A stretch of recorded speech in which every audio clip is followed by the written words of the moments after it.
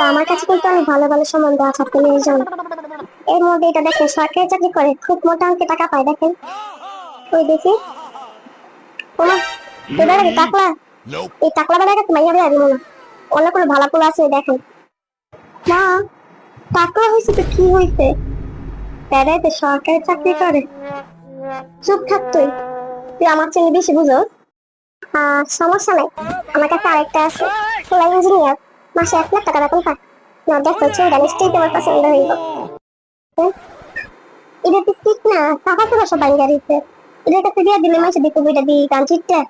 এটা নিয়ে ইঞ্জিনিয়ার না গো, পছন্দ হয়েছে না, অনেকটা ভাত দেখা।